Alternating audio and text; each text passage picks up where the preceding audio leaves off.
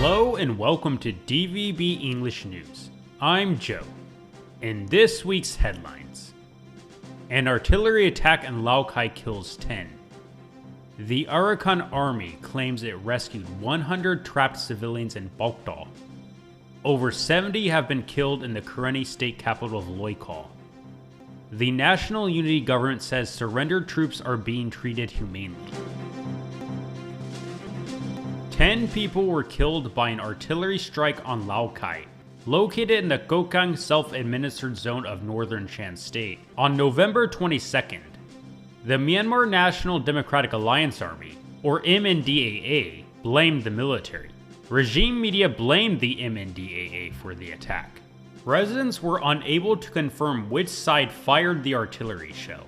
A witness told DVB that it completely flattened a small car and killed 4 people inside.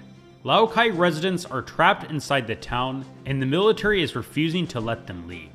One resident accused the military of using them as human shields to deter an MNDAA attack on Laukkai.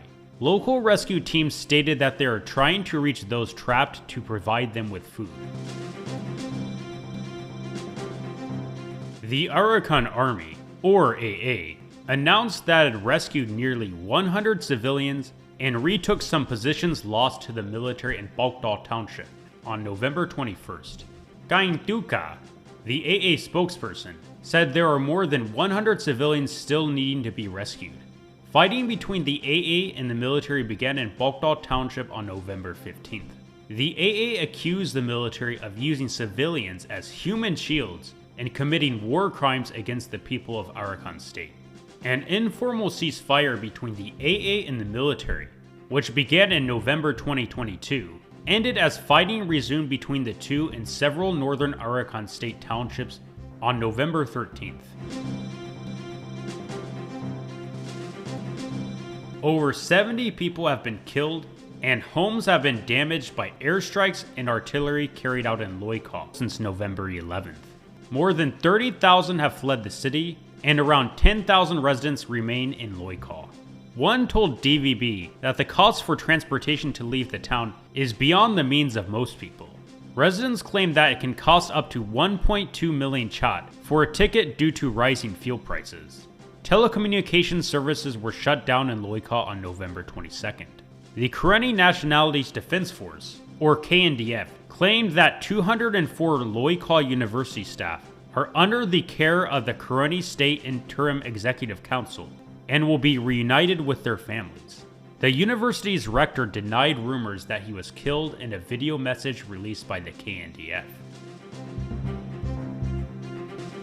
The National Unity Government spokesperson Jalsa claimed that nearly 20,000 soldiers have defected to resistance forces since the 2021 military coup, with hundreds more surrendering since October 27th.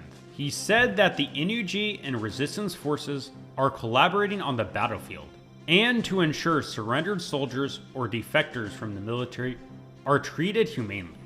So we do have that military code of conduct, and then we do follow the Geneva Convention to treat those POW, and then so those people that when we capture, and then we give them the treatment if they're injured.